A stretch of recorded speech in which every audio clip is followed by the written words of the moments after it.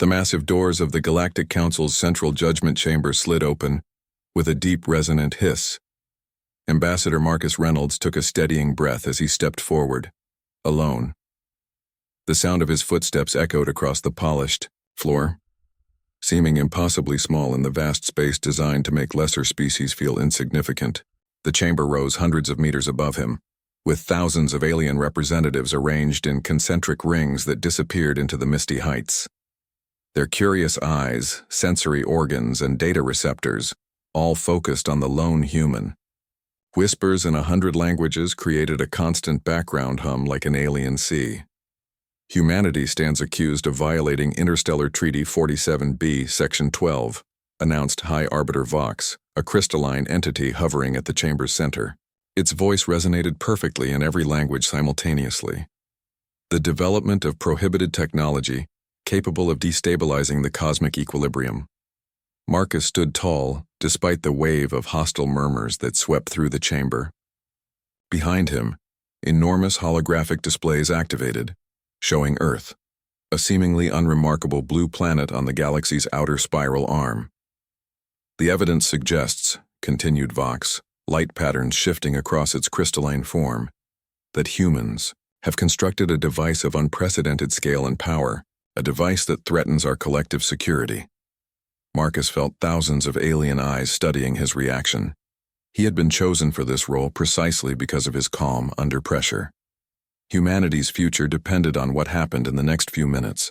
"We've built nothing that violates your treaties," Marcus replied, his voice steady and clear. The chamber's acoustics carried his words to every corner. The Terran Coalition requests the specific nature of these allegations. The chamber darkened, suddenly as new holograms appeared, displaying massive orbital structures surrounding Earth. The structures were unlike anything seen before in the galaxy, vast lattices of unknown material that seemed to bend space itself around them. These constructs, Vox's voice turned cold, appear to be components of a stellar manipulation system, technology explicitly forbidden to non-founding members of the Council. A deep rumble of outrage swept through the chamber. From the lower tiers, a reptilian delegate rose from his platform. For 3,000 cycles, the prohibition on dimensional technology has protected peace in this galaxy. The delegate hissed. Humans have been spacefaring for barely 2 centuries. They have no right to such power. Marcus smiled slightly. "With respect, High Arbiter and honored delegates," he said, "you've misinterpreted our work. What you're seeing isn't a weapon." "Then explain, human," demanded Delegate Crix of the Arachnid Confederacy, her voice clicking through translator fields. "What exactly have you built?" "Something your civilizations have deemed impossible," Marcus replied. He reached for the control panel embedded in his sleeve. "Something that will change everything." The chamber erupted in shouts and demands as Marcus activated his own holographic display. The image of Earth's orbital structures zoomed in, revealing intricate details that even the Council's advanced surveillance had missed. "What you're seeing," Marcus explained as the hologram rotated to show the complex inner workings, "is the first phase of a dimensional gateway. Not for weapons, but for travel and communication across distances your fastest ships would take millennia to cross." Stunned silence fell over the chamber. "Impossible," whispered Vox, its crystalline form dimming slightly. "Such technology has been theorized but never achieved." "Until now," Marcus said simply. "Humanity approached the problem differently. Where your civilizations tried to bend space to your will, we learned to adapt to its natural patterns."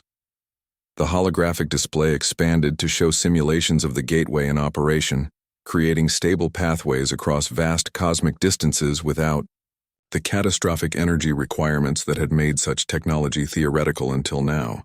"Your own records show 17 advanced civilizations that destroyed themselves attempting to force dimensional breakthroughs," Marcus continued. "We studied those failures carefully. Our approach doesn't violate the fundamental laws you're trying to protect. It works with them."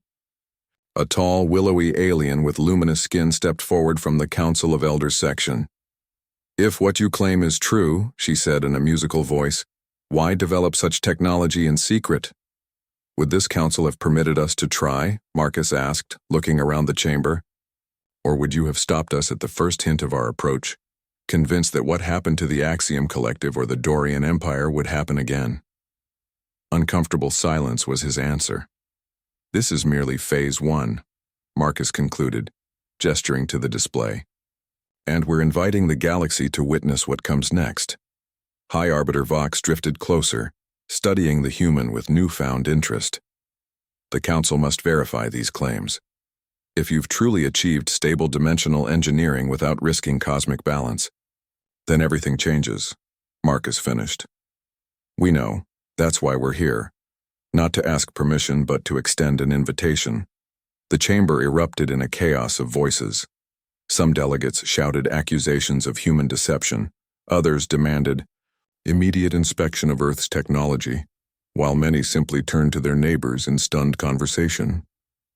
Through the commotion, a deep rumbling voice cut through.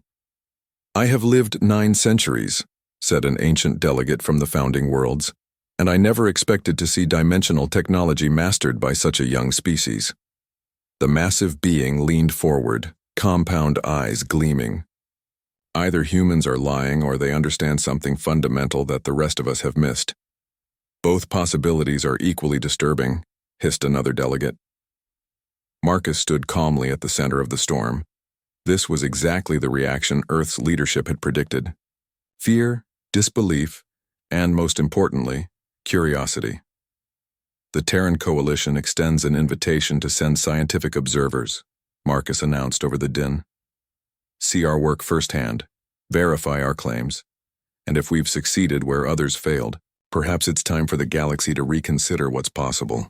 High Arbiter Vox raised its crystalline limbs, commanding silence. This council will deliberate on the human claims, it announced. Until our decision, no action will be taken against Earth, but the dimensional structures must remain inactive. They already are, Marcus replied. Phase 1 is complete, but activation awaits the proper moment. As guards approached to escort him from the chamber, Marcus caught the eye of several delegates from non-council worlds, smaller powers typically ignored in galactic politics. Their expressions showed something beyond fear or anger. It was hope. Outside the chamber, Marcus's communication device vibrated with an encrypted message from Earth. Council reaction as expected. Proceed to Phase 2 preparations. Marcus smiled as he was led away. The Council thought they were in control, deciding humanity's fate. They didn't yet understand that everything had already changed. The gateway would open, with or without their blessing. Following the chaotic revelation at the Council chamber, Ambassador Reynolds found himself sequestered in the diplomatic quarter of Nexus Station, the massive artificial habitat serving as the Galactic Council's headquarters. The curved walls of the diplomatic suite reflected the soft blue lighting, designed to be comfortable for most oxygen-breathing species. Outside the viewport, the vast spiral arm of the galaxy stretched like a glittering road. Admiral Eliza Thorne, Earth's military attaché, paced the room. Her dark uniform contrasted sharply with the pale surroundings. They've stationed a battle fleet in our solar system, Marcus, she said, her voice tight with tension. 15 capital ships at Jupiter's L5 point. The Valkyrie dreadnought alone could reduce half our colonies to ash.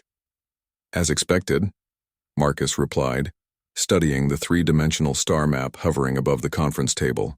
Red markers showed the Council fleet positions. The Valkyrie and Nezdek blocks are pushing for immediate sanctions. They've always been the most conservative voices on the Council. Conservative? Eliza laughed without humor. They've maintained technological superiority for 2,000 years by ensuring no one else can develop competing systems. This isn't about safety, it's about power. The door slid open with a soft hiss, admitting Dr. Jamal Ibrahim, chief architect of the project that had thrown the galaxy into turmoil.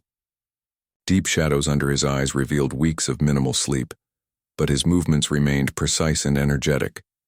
The completion timeline has been accelerated, Jamal announced without preamble. Director Patel has authorized activation of Phase 2. Admiral Thorne whirled to face him. That's premature, she objected. We haven't secured Council approval. We don't need it, Jamal countered, pulling up technical schematics on the room's display. I've reviewed the founding treaty of 2387 17 times. It only prohibits stellar manipulation for offensive capabilities. Our project falls outside their regulatory framework. Marcus studied the schematics. The Council won't see it that way. They'll argue that any technology capable of altering dimensional constants poses an inherent threat. Let them argue, Jamal replied. While they debate, we build.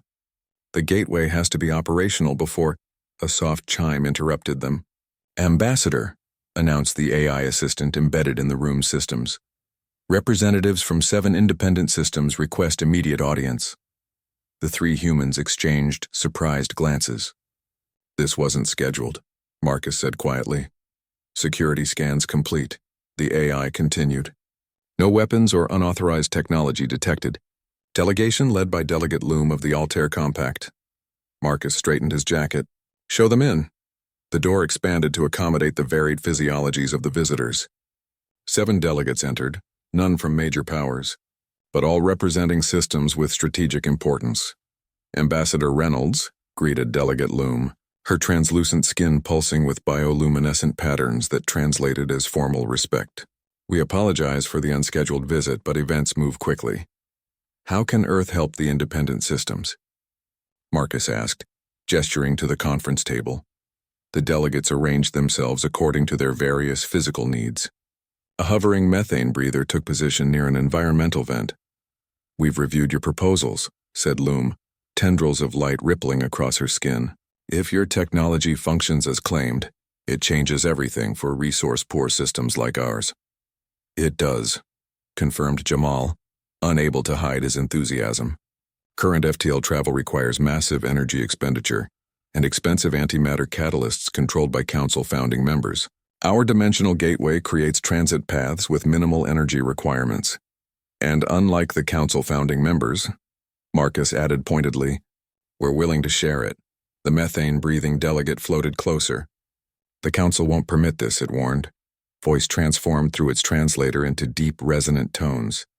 They maintain power by controlling access to essential resources.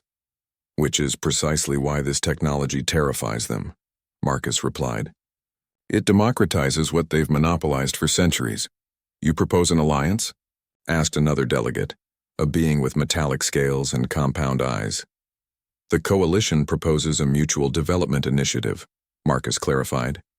Together we can demonstrate that this technology benefits all species. Safety in numbers, if you will. The delegates exchanged meaningful glances.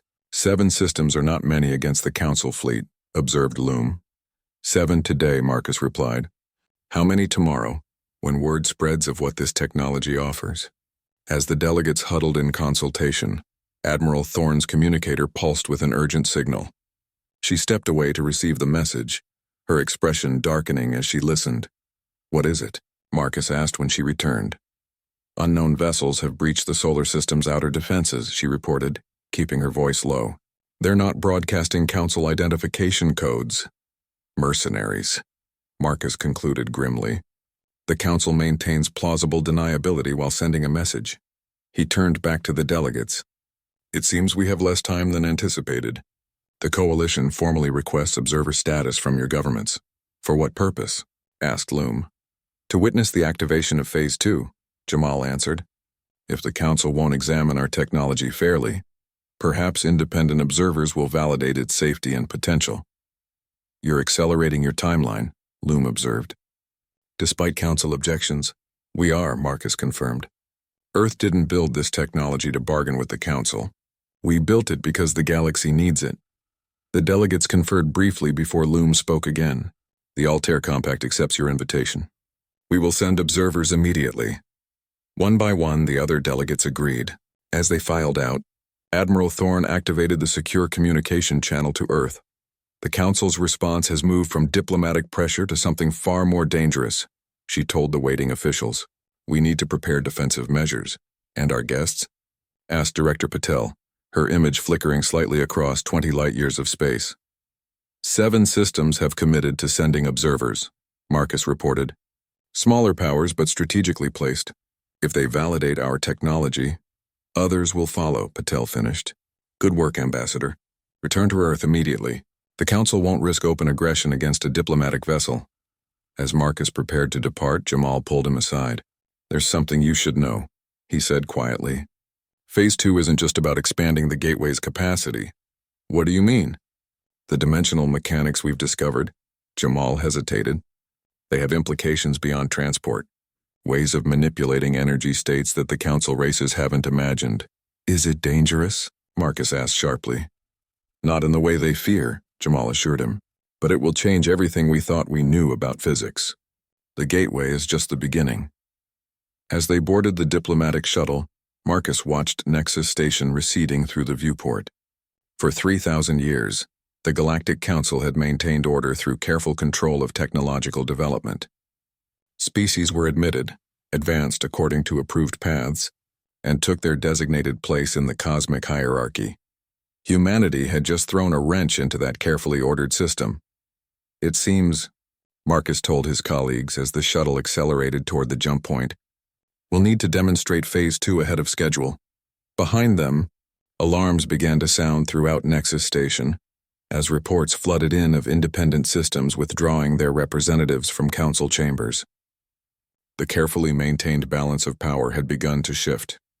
In the depths of space, the dimensional lattices orbiting Earth started to pulse with new energy patterns, preparations for what would come next. The observation deck of the Terran flagship Prometheus offered an unobstructed view of Earth and the massive orbital structures that had triggered an interstellar crisis. The lattice of dimensional technology encircled the planet like a web of light, delicate filaments connecting massive nodes at precise geometric intervals. It was beautiful and terrifying all at once. Director Ananya Patel stood beside Prime Minister Leon Okafor as technicians prepared for the system's activation. Her dark hair was pulled back severely, emphasizing sharp cheekbones and eyes that missed nothing. The Council fleet has crossed Neptune's orbit, reported Fleet Commander Miguel Ochoa, his weathered face grim as he studied the tactical display. Red markers showed the advancing vessels. They're demanding we power down all orbital installations immediately. And the Allied delegations? Asked the Prime Minister, his deep voice steady despite the tension filling the command center. Safely aboard observation vessels at the agreed coordinates, confirmed Ananya. Representatives from all 7 systems that accepted our invitation, though bringing them here has been labeled an act of hostility by the Council. The communications officer interrupted. Incoming transmission from Council Admiral Thax, priority channel. On screen, ordered Okafor. A hologram materialized in the center of the command deck, the imposing figure of a Valkyrie war leader, exoskeleton gleaming with ceremonial markings that denoted thousands of years of service to the Council. 4 eyes blinked independently as the alien studied the humans. This is your final warning, Thax stated without preamble. Deactivate your prohibited technology or face immediate neutralization. The Council has unanimously declared your dimensional experiments a threat to galactic security. Unanimously? Prime Minister Okafor raised an eyebrow. We count at least 12 systems that abstained from that vote, Admiral, and 7 that have sent observers to verify our claims. Irrelevant, Thax dismissed. Minor powers have no standing in security matters. Admiral, Okafor responded calmly, what you're about to witness isn't a weapon. We invite your scientific observers to verify this. The technology we've developed will benefit all species, not just humanity. Your time has expired, Thax declared, mandibles clicking with finality. The Council has ruled. Compliance or consequences, humans. You have 30 minutes to begin dismantling the orbital structures.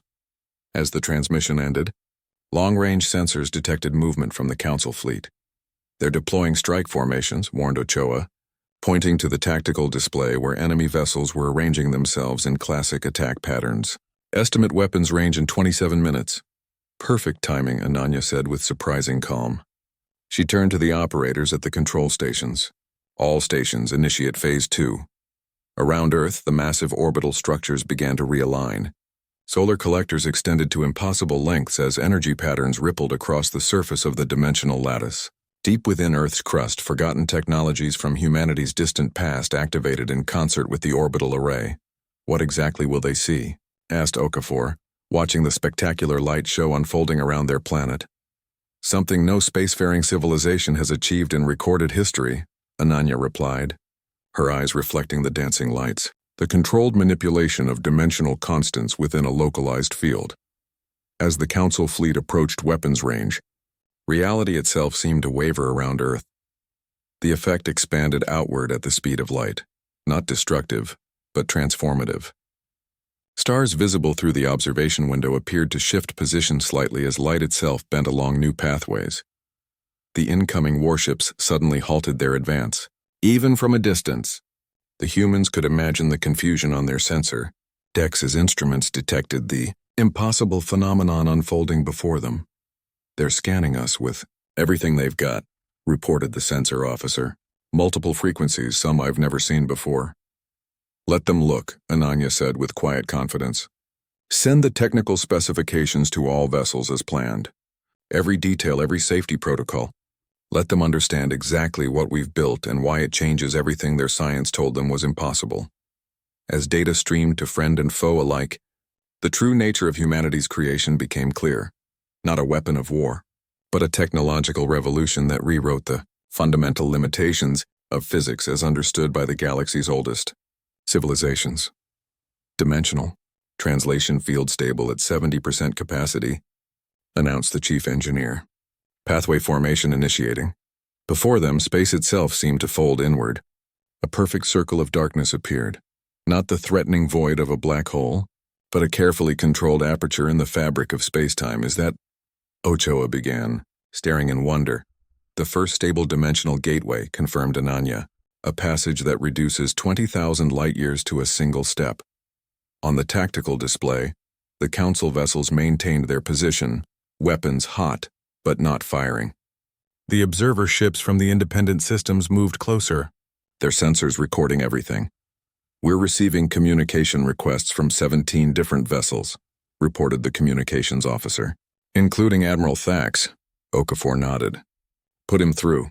The Valkyrie admiral appeared again, but his demeanor had changed. The aggressive posture was gone, replaced by something almost approaching respect. "Prime Minister," Thax began carefully, "our sensors detect an unusual dimensional aperture in Earth orbit. Our readings suggest it's connected to a point near the galactic core. Is this accurate?" "Completely accurate, Admiral," Okafor confirmed. "The gateway connects to a previously uninhabited system, 22,000 light-years from Earth. A journey that would take your fastest ships decades now requires seconds. Such technology should be impossible with your civilization's development level," Thax said. Mandibles working in what the humans had learned was an expression of confusion. "The energy requirements alone are negligible compared to conventional FTL methods," interrupted Ananya. "That's the breakthrough, Admiral. We don't force space to bend. We identify where it naturally wants to fold and simply help it along." On the screens monitoring the observer vessels, humans could see frantic activity as the representatives from independent systems processed what they were witnessing. "The Council has maintained for 3 millennia that stable dimensional engineering was theoretically impossible," Thax said slowly. "The risks of catastrophic failure were greatly exaggerated," Ananya finished. "Or perhaps the founding species simply approached the problem from the wrong direction. Human mathematics saw patterns that your civilizations missed." A new alert sounded from the communication station. "Director," called the officer, "we're receiving transmissions from 34 star systems not currently present. Word has spread. They're requesting information about the gateway technology." Ananya smiled. "Send them everything. Complete technical specifications, safety protocols, theoretical underpinnings, everything." Okafor looked at her in surprise. "Everything?" "That's centuries of research." "Which is precisely why the Council is so afraid," she replied. "They've maintained power by controlling access to advanced technology. We're giving it away freely." On the main screen, Admiral Thax was receiving reports from his own officers, his expression growing more concerned by the moment. "You realize what you've done," he said finally. "The balance of power that has maintained peace for thousands of years was never true peace," Okafor interrupted. "It was stagnation enforced by privileged species. The galaxy deserves better, Admiral." As they spoke, the gateway stabilized fully. Through its perfect circle, they could see the star system on the other side, a lush, habitable world that human probes had identified years earlier. "The Council will convene an emergency session to address this." "Development," Thax said stiffly. Until then, we will maintain position to ensure the safety of all nearby systems. Of course, Okafor agreed pleasantly. We welcome the Council's oversight, and the observers from independent systems are already documenting the gateway's safety features. As the transmission ended, Ananya turned to the Prime Minister. Phase 2 is complete. The gateway is operational and stable. And the Council fleet? They won't attack now, she said confidently. Not with witnesses from 7 systems present and 34 more watching from afar. They need time to assess what this means for their authority. Commander Ochoa approached with a concerned expression. Director, long-range telescopes have detected something unusual. I think you need to see this immediately. He transferred data to the main display. At first, it showed only a section of empty space far beyond the galaxy's outer rim. Then Ananya adjusted the filters and a faint pattern emerged. A distortion moving toward the Milky Way at incredible speed. What is that? Whispered Okafor. I don't know, Ananya replied, her usual confidence wavering for the first time. But it appeared shortly after we activated the gateway. And it's heading straight for us. The command center fell silent as they studied the readings. The object was massive, larger than many star systems and moving in ways that defied conventional physics. Could it be another species? Suggested Ochoa. Someone who detected our dimensional field. The emergency session of the Galactic Council stretched into its 3rd day. The chamber, normally organized by strict hierarchical protocols, had dissolved into chaotic factions. Species that had been bitter enemies for centuries now found themselves unlikely allies. While traditional alliances fractured under the pressure of humanity's revelation, the humans have violated the natural order, thundered Delegate Morix of the ancient Concordat, 8 appendages gesticulating wildly. His exoskeleton clicked with each emphatic movement. Their technology distorts the fabric of reality itself. 3,000 years of careful regulation of dimensional research ignored. Yet they've harmed no one, countered Delegate Loom, speaking for the newly formed alliance of independent systems. Her translucent skin pulsed with patterns of light that translated as determination. The field effects are contained entirely within their solar system, and the gateway operates precisely as they claimed it would. For now. Hissed another delegate. What happens when the gateway destabilizes? When their primitive safeguards fail? The Axiom Collective thought they had mastered dimensional physics. Their home system is now a black hole. High Arbiter Vox struggled to maintain order, its crystalline form flashing warning patterns. The Council will proceed with structured debate, it insisted. Each faction will present evidence-based arguments, holographic. Displays showed the ongoing transformation around Earth, space itself seeming to fold and ripple in controlled patterns that defied conventional physics. The perfect circle of the gateway remained stable, connecting Earth to a star system near the galactic core.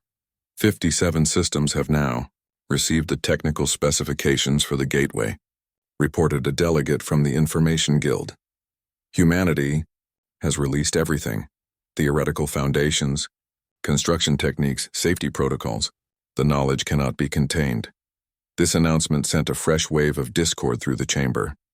The founding members, species that had controlled the Council since its inception, huddled in urgent consultation. Meanwhile, in a secure laboratory aboard the Prometheus, Dr. Ibrahim demonstrated the practical applications to the scientific delegation from non-aligned worlds. Representatives from 12 species crowded the room, their various environmental suits and breathing apparatus creating a cacophony of sounds. The dimensional field allows us to access energy states previously thought impossible, Jamal explained, activating a small device that levitated before them. It hummed softly as reality distorted slightly around it. This prototype engine generates its own localized field, enabling faster-than-light travel without massive power requirements or antimatter catalysts. A tall, willowy being with 6 eyes arranged in a circle stepped forward. Your civilization has existed for less than 10,000 years, it said. How did you discover principles that eluded the founding species for millennia? We asked different questions, Jamal replied simply. The Council races approached dimensional engineering as conquest, forcing space to obey their commands. Humans looked for cooperation instead. We found patterns in dimensional constants that show where space naturally wants to fold, and we simply assist the process. Ambassador Reynolds entered with Admiral Thorne. The Council is deadlocked, Marcus reported. running a hand through his disheveled hair. The founding members demand we dismantle everything, while nearly 40 systems now support our right to develop the technology. And the military situation? Asked Jamal. Tense, Eliza responded, pulling up a tactical display. The Council fleet maintains position near Jupiter, but they've been joined by vessels from independent worlds, some hostile, some supportive. Everyone's watching everyone else, waiting to see who makes the first move. A technician interrupted with an urgent message. Director Patel requests everyone in command immediately. Long-range telescopes have detected new movement from the extragalactic object. In the command center, Ananya's expression was grave as she displayed the readings. The massive structure approaching from beyond the galactic rim had accelerated, now moving at speeds that made the fastest Council vessels seem motionless by comparison. Our dimensional gateway created a signature visible across intergalactic distances, she explained to the assembled humans and alien observers. And something out there recognized it. A threat? Asked one of the alien scientists. Unknown, Ananya admitted. But consider this. If humanity could develop dimensional technology in a few centuries that surpassed what the Council achieved in thousands of years, what might a civilization millions of years older than ours be capable of? The room fell silent as the implications sank in. We need to inform the Council, Marcus said finally. Whatever this is, it concerns all species, not just humans. Agreed, said Prime Minister Okafor. But first, we accelerate Phase 3. If that entity is hostile, the gateway won't be enough. Back in the Council chamber, the debate had reached a crucial point. High Arbiter Vox called for a formal vote on how to respond to Earth's technological leap. The motion before this Council, Vox announced, is to demand immediate deactivation of all dimensional technologies in Earth's possession, with penalties for non-compliance, including military intervention. Before the vote could proceed, the chamber doors opened. Ambassador Reynolds entered, accompanied by representatives from the independent systems that had observed the gateway's operation. High Arbiter, Marcus called. Before this Council votes, there is new information that affects all species in the galaxy. The human has not been recognized, objected a founding member. This cannot wait for protocol, insisted Delegate Loom, her luminescent patterns flashing urgently. What the humans have detected concerns our collective survival. Reluctantly, Vox granted permission to speak. Marcus activated the central holographic display, showing the massive object approaching the galaxy. Approximately 6 hours after activating our dimensional gateway, Marcus explained, Earth's telescopes detected this structure approaching from outside the galactic boundary. Its speed and movement patterns indicate advanced dimensional technology far beyond even what Earth has developed. The chamber erupted in questions and demands. Vox amplified its voice to restore order. Explain the significance, it commanded. The entity appears to be responding directly to our dimensional signature. Marcus continued. Our gateway may have acted as a beacon. We believe it represents a civilization that mastered these principles long ago, perhaps millions of years before any of our species evolved. Speculation, dismissed a council member. There is no evidence. There is, interrupted Delegate Loom. My species has ancient records, stories we dismissed as myths, of visitors from beyond the rim who used pathways in space. The records date back to our pre-technological era, over 40,000 years ago. Other delegates began to speak up, sharing similar legends from their own historical archives, tales of beings who moved between stars without ships, who appeared and disappeared at will, who studied young species and sometimes shared knowledge. The Council has suppressed such accounts, accused a delegate from the outer systems. Anything that contradicted official technological development paths was classified as dangerous. Superstition, High Arbiter Vox's, crystalline form dimmed slightly, the equivalent of uncomfortable silence. If these entities exist, Marcus continued, they may have been watching our galaxy for millennia, waiting for a species to achieve dimensional breakthrough. Earth didn't create something unprecedented. We rediscovered something ancient. The implications rippled through the chamber.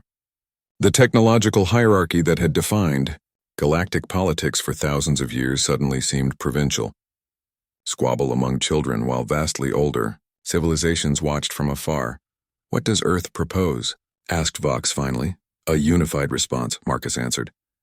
Whatever approaches, it comes to all of us. Earth is accelerating development of Phase 3, an expanded dimensional field that may allow direct communication with the entity. We invite Council participation and oversight. The humans offer cooperation now when they need us, observed a delegate skeptically. We offered cooperation from the beginning, Marcus corrected. The Council chose confrontation instead. As the debate continued, a junior aide rushed to High Arbiter Vox delivering an urgent update. The crystalline being's form pulsed with patterns that the experienced delegates recognized as alarm. New information, Vox announced. The entity has accelerated again. At current velocity, it will reach the outer boundary of Council space in less than 14 hours. A stunned silence fell over the chamber. 14 hours? Whispered a delegate. Nothing moves that fast. Nothing we know, corrected Marcus. This is why Earth calls for unity. Divided, we face something beyond our understanding alone. Together, we might have a chance to establish peaceful contact. The Council chamber, which had been filled with bitter accusations moments earlier, grew quiet as the delegates contemplated humanity's words. For 3,000 years, the Council had maintained the illusion of being the pinnacle of galactic civilization. Now they faced evidence that they were merely one small community in a much larger cosmos. This Council will recess for 1 hour, Vox announced finally. When we reconvene, we will vote on a unified response to the approaching entity. The combined fleet of Council and independent worlds formed a defensive perimeter at the edge of Sol system. For the first time in galactic history, former adversaries coordinated their efforts against an unknown extragalactic entity approaching at impossible speeds. Nearly 300 vessels, from massive Valkyrie dreadnoughts to the crystalline ships of the Luminar Collective, arranged themselves in a spherical formation, weapons primed but inactive. Aboard the Council flagship, Marcus Reynolds stood alongside Admiral Thax, watching tactical displays track the visitors' approach. The command center hummed with activity as crew members from 17 different species worked together with surprising efficiency. Your species has drawn the attention of something ancient, Thax said, mandibles clicking with tension. The Council archives contain fragments, myths really, of entities who transcended conventional physics eons ago. Then perhaps they come as teachers, not conquerors, suggested Marcus. Thax's 4 eyes blinked in sequence, a gesture of skepticism. The oldest civilizations in our galaxy attempted similar dimensional technologies, he replied. None survived the experience. There are dead zones near the core where entire species simply vanished.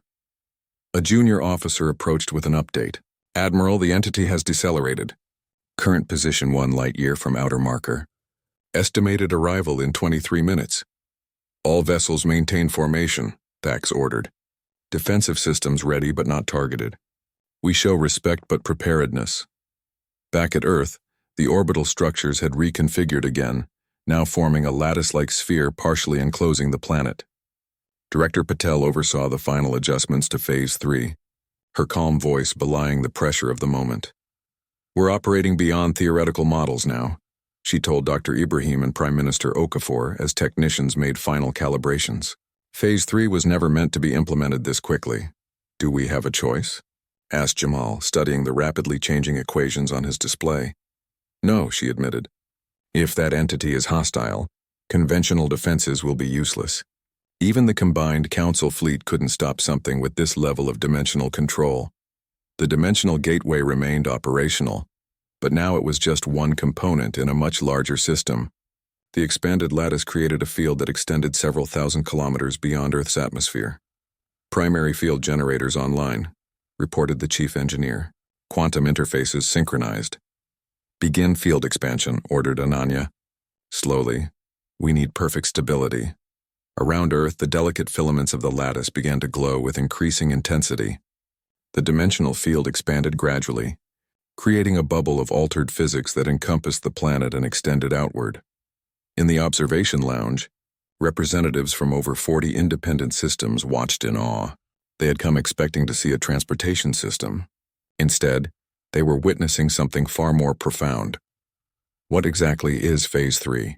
Asked Delegate Loom, her luminescent skin pulsing with curiosity patterns. A dimensional interface, explained Prime Minister Okafor. The gateway connected 2 points in space. This connects different states of reality. It will allow us to perceive and perhaps communicate with entities that exist partially outside our conventional dimensional constraints. The extragalactic visitor decelerated as it reached the galaxy's edge, a structure of impossible geometry, parts of it seemingly existing in multiple states simultaneously. It broadcast no message, responded to no communication attempts. Visual contact, announced a sensor officer aboard the Council flagship, putting it on main display. The screen showed what appeared at first to be a swirling cloud of light. Then the image resolved further, revealing intricate patterns that seemed to fold in on themselves in ways that hurt the eye to follow. It was neither a ship nor a station in any conventional sense, more like a region of space that had been transformed into something else entirely. Size estimate? Asked Thax. Impossible to determine precisely, the officer replied. It exists partially in subspace. Approximation suggests it's roughly the size of a small moon. Energy readings? Off the scale, Admiral. Marcus studied the entity with a mixture of awe and trepidation. Humanity had hoped to revolutionize transportation with their gateway. Instead, they had attracted the attention of something beyond their comprehension. It's slowing further, reported the tactical officer, now holding position at the edge of the defensive perimeter. It's waiting, Marcus realized, observing our response. At that moment, a priority communication came through from Earth. Director Patel's image appeared on a secondary screen. Ambassador, Phase 3 is ready, she reported. The dimensional interface is stable. We need to know if the Council ships will maintain position when we activate it. Marcus looked to Admiral Thax, who had been listening. The Valkyrie commander was silent for a moment, 4 eyes blinking in sequence as he considered. The Council fleet will hold, he decided finally. Whatever happens next affects us all. In a desperate gamble, Earth activated Phase 3. The dimensional field expanded dramatically, encompassing the entire solar system in a bubble of altered physics. Within this field, humanity's most advanced quantum systems interfaced directly with the fabric of space-time itself. And through this interface, understanding finally came, not as communication, but as direct comprehension. The entity was not a visitor, but a test, an automated system left by a civilization that transcended physical existence millions of years ago. It responded to emerging dimensional technologies throughout the universe, challenging young species at the crucial moment of their evolutionary leap. Through the interface, humanity received knowledge, glimpses of cosmic history, civilizations that failed this test and those that passed to join a community spanning multiple galaxies. On the flagship's command deck, Marcus gasped as the information flowed directly into his mind. He could see Admiral Thax and the other aliens similarly affected, their expressions showing the same wonder and disbelief. Are you receiving this? Marcus asked, his voice barely above a whisper. Yes, Thax replied, mandibles trembling. The great ones, they were real, not myths. The information revealed that millions of years ago, a collective of ancient species had mastered dimensional physics to the point where they no longer needed physical forms. They had spread throughout the universe, establishing contact with other advanced civilizations and creating a network that transcended the limitations of conventional spacetime. Before departing for a higher plane of existence, they had left behind automated systems, watchers, to identify promising young species that discovered the fundamental principles of dimensional engineering. The test was not merely observational. The watcher evaluated how the discovering species used their knowledge, whether for conquest and control, or for advancement and sharing. The Council's approach, restricting dimensional research and maintaining technological hierarchies, had prevented any species from reaching the threshold that would trigger the Watcher's appearance. Humanity's approach, developing the technology cooperatively and freely, sharing it, had activated the ancient system for the first time in the galaxy's history. As understanding dawned across Earth and the watching fleet, the entity began to reconfigure, transforming from a potential threat to a gateway, an invitation to join something greater. In the Council chamber, where representatives from hundreds of worlds watched the events unfold through their own dimensional interfaces, the implications became clear. The technological hierarchy they had maintained for millennia had not protected the galaxy. It had isolated it from a greater cosmic community. This, Marcus told the assembled council representatives via holographic projection, is what we built without knowing it. Not just a new technology, but humanity's key to the next stage of existence. High Arbiter Vox's crystalline form pulsed with patterns of deep reflection. For 3,000 years we believed we were protecting our species from the dangers of uncontrolled advancement, it said. Instead, we were preventing them from achieving their potential. The path forward is clear, said Delegate Loom, her luminescent skin glowing with unprecedented patterns. The council must evolve. Technology should be shared, not controlled. As the Watcher's presence stabilized, it extended tendrils of energy toward Earth's dimensional field. Where they connected, new gateways began to form, pathways not just to nearby star systems, but to other galaxies where similar species had passed the test. In the heart of Earth's control center, Director Patel watched the readings with tears in her eyes. "We did it," she whispered to Jamal. "We broke through." "Not just the dimensional barrier," he replied. "The barrier of fear that kept species isolated." Prime Minister Okafor addressed the representatives from the independent systems who had trusted Earth enough to witness the activation. "What happens next is not for humanity alone to decide," he told them. "The knowledge being offered belongs to all species. We will share everything we learn, just as we shared the gateway technology." The galaxy that had gathered to judge humanity now watched, in awe as Earth became the nexus for a new era of interstellar civilization, the entry point to a cosmic community beyond anything they had imagined possible. In the following weeks, delegations from hundreds of worlds arrived to study the dimensional interface and the Noli